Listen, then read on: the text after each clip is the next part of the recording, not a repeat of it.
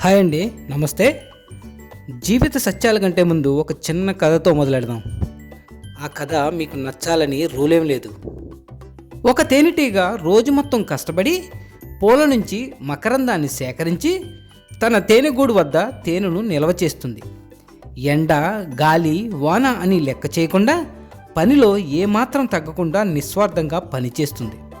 అయితే ఒక పక్షి తేనెటీగ పడే కష్టాన్ని గమనిస్తూ ఉండేది. తేనెటీగ అంత కష్టపడి తయారు చేస్తున్న తేనెను మనుషులు తీసుకెళ్లడం కూడా గమనించింది. ఆ విషయాన్ని డైరెక్ట్గా వెళ్ళి తేనెటీగని అడిగింది ఆ పక్షి. నువ్వు ఇంత కష్టపడి సేకరించిన తేనెను మనుషులు తీసుకెళ్ళిపోతున్నారు. వాళ్ళు నీ కష్టం మొత్తాన్ని కూడా లాక్కెళ్తుంటే నీకు బాధగా అనిపించట్లేదా అని అడిగింది. ఆ ప్రశ్నకు తేనెటీగ చిరునవ్వుతో ఇలా సమాధానం ఇచ్చింది. వాళ్ళు నేను తయారు చేసిన తేనెను లాక్కెళ్ళవచ్చు, కానీ నాలో ఉన్న తేనెను తయారు చేసే ప్రతిభను, కష్టపడి పనిచేసే శక్తిని, నేర్పును ఎవరూ తీసుకెళ్లారు. నేను శూన్యం నుంచి మళ్ళీ సంపాదించగలను అని చెప్పింది. ఈ మొత్తం కథ మనకు ఏమని సూచిస్తుంది అంటే, మన జీవితంలో కూడా ఇలాంటి పరిస్థితులు వస్తూనే ఉంటాయి. మన కష్టం, డబ్బు, సంబంధాలు, పదవి, ఆస్తి ఎప్పుడో ఒకప్పుడు ఎవరో ఒకరు తీసుకుని వెళ్ళవచ్చు. మన చేతుల్లోంచి జారిపోవచ్చు కూడా. అంతా కోల్పోయినప్పుడు చాలామంది కృంగిపోతారు. కష్టపడి సంపాదించాను, అంతా వృధాగా పోయింది అని బాధపడుతూ ఉంటారు. కానీ అసలు బలం మన దగ్గర ఉన్నది కాదు, మనలో ఉన్నదే. మన ప్రతిభే, మన మహాశక్తి, మహా పనితీరు, మన నైపుణ్యం, మన ఆత్మవిశ్వాసం. పదవి పోవచ్చు, డబ్బు పోవచ్చు, అంతెందుకు వ్యాపారం నష్టపోనువచ్చు. మనలో శక్తి, ప్రయత్నం, నేర్పు, ధైర్యం ఏదైనా కోల్పోతే మనం తిరిగి సంపాదించగలం అన్న బలం మనం ఫస్ట్ గుర్తించాలి. ఎదుటివారు మనం సంపాదించిన ఫలితాన్ని తీసుకోవచ్చు, కానీ సాధించగలిగిన సామర్థ్యాన్ని మాత్రం ఎప్పటికీ తీసుకోలేరు. కాబట్టి కోల్పోయిన దాని గురించి ఏడవకుండా తిరిగి సృష్టించుకోగలిగిన నమ్మకాన్ని కలిగి ఉండాలి. ఒక్కటి మాత్రం గుర్తుంచుకోండి, ఒరిజినల్ ఎప్పటికీ ఒరిజినలే, డూప్లికేట్ ఎప్పటికీ ఒరిజినల్ కాలేదు. అలాగే మనకు కలిగిన నష్టానికి లేదా కష్టానికి మనల్ని మనం ప్రశ్నించుకోవాలి. అంతేగాని ఎదుటివారిని నిందించడం కాదు. మనల్ని మనం ప్రశ్నించుకొని ఆలోచిస్తే భవిష్యత్తుకు మార్గం దొరుకుతుంది. అదే ఎదుటివారిని నిందిస్తూ పోతే భవిష్యత్తు శూన్యంగా అగమ్యగోచరంగా కనిపిస్తుంది. ఏమంటారు? ఇక జీవిత సత్యానికి వెళ్దామండి. అందలం ఎక్కించమని ఏ భార్య కూడా కోరుకోదు. అందరిలో చులకన చేయొద్దని మాత్రమే తను ఎప్పుడూ కోరుకుంటూ ఉంటుంది. అర్థమైందనుకుంటా. మన వల్ల ఒకరు బాధపడితే ఇక అదే పాపం. మనం ఒకరి సంతోషానికి కారణమైతే అదే పుణ్యం. ఇంతకు మించిన వేరే కారణాలు మరొకటి ఉండవు. విలువైంది ఎప్పుడూ కూడా ఆ విలువ తెలియని వారికే దొరుకుతూ ఉంటుంది. అది వస్తువైనా, విలువైన బంధమైనా. కాదంటారా? స్నేహం అంటే సంతోషంగా ఉన్నప్పుడు కలిసి ఉండేది కాదు, కష్టాల్లో ఉన్నప్పుడు నేనున్నాను అంటూ తోడుగా నిలిచేది. గుర్తుపెట్టుకోండి. నటిస్తున్నారని ఒక్కసారి తెలిసాక తరువాత ఎంత నిజాయితీగా ఉన్నా కూడా కోల్పోయిన నమ్మకాన్ని మాత్రం తిరిగి ఎప్పటికీ పొందలేవు. నా మాట విని ఆలోచించడం మానేయండి. భయాలను తీసి పక్కన పెట్టేయండి. మీరు ఎప్పటికీ ఒక్క మాట మరువకండి.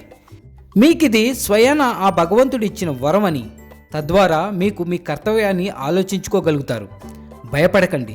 మీరు ఈ వర్తమానంలో చేసే పనుల కారణంగా మీ వర్తమానం మాత్రమే కాదు, మీ భవిష్యత్తులో కూడా భవ్యంగా మారుతుంది.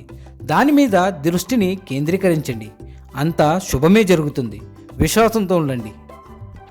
నువ్వెంత బలవంతుడివైనా, నువ్వెంత సమర్థుడివైనా, సమయం నీది కానప్పుడు సమయంగా ఉండు. సమయం గొప్పది. సరైన సమయంలో అది సరైన సమాధానం తప్పకుండా చెప్పి తీరుతుంది. గుర్తుంచుకోండి. నీ బలాన్ని నువ్వు గుర్తించినంత వరకు ప్రతి బలహీనత కూడా నీ గమ్యానికి అడ్డుపడుతూనే ఉంటుంది. నీ ముందు నటించే వాళ్ళు ఉంటారు, వెనుక వెండిపోటు పొడిచే వాళ్ళు ఉంటారు. ఈ సమాజం ఎప్పుడూ కూడా నీకు నచ్చినట్లుగా ఉండదు. సమాజం ఎలా ఉన్నా సరే నువ్వు దానితో సహవాసం చేయాల్సిందే. అవునా? ఈ ప్రపంచంలో బ్రతకాలి అంటే తప్పదు. మరి జాగ్రత్తగా ఉండండి. నువ్వేమీ చరిత్రలో నిలిచిపోయేంత యుద్ధాలు చేయనక్కర్లేదు.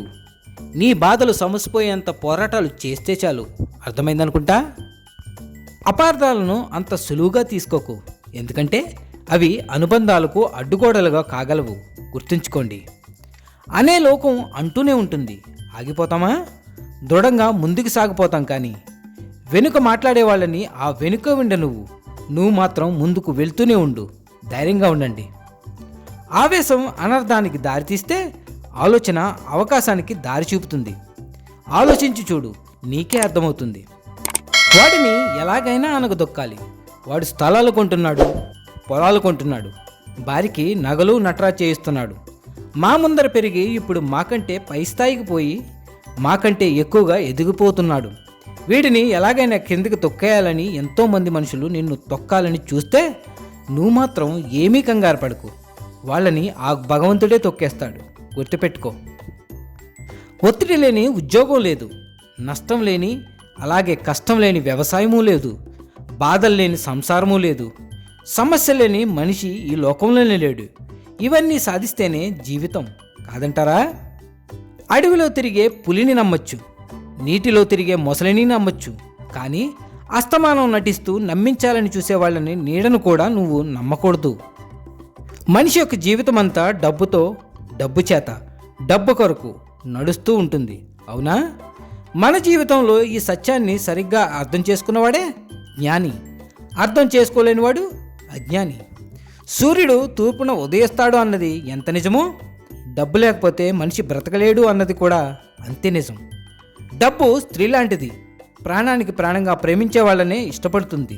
అంతేగాని అడ్డదారిలో దగ్గరవ్వాలని చూస్తే అసహించుకుంటుంది.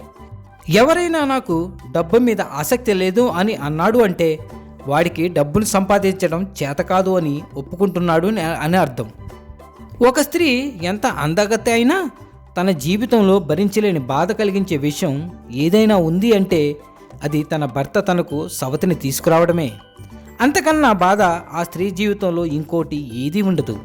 కానీ ప్రతి మగవాడికి వాడి భార్య వెండిపళ్ళు లాంటిది.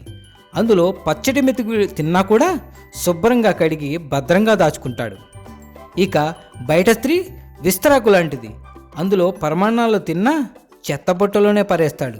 గుర్తుంచుకోండి. జీవితంలో కొన్ని మానిపోవాలంటే కొన్ని మర్చిపోక తప్పదు. నీ నమ్మకం బలమైనదైనప్పుడే నీ గమ్యం కూడా విలువైనదవుతుంది. గుర్తుపెట్టుకోండి. నీ ఆట నువ్వు ఆడు. నీ వెంట తప్పక ఉంటాడు ఆ పైవాడు. ధైర్యంగా ఉండండి. విశ్వాసాన్ని ఎప్పుడూ కూడా కోల్పోకూడదు. చెప్పినవన్నీ అర్థమైతే ఆచరించండి, అర్థం కాకపోతే మరొకసారి వినండి. నేనైతే మళ్ళీ కలుస్తాను వచ్చే వారం మరిన్ని మంచి మాటలతో. Signing off Venkat. Thank you.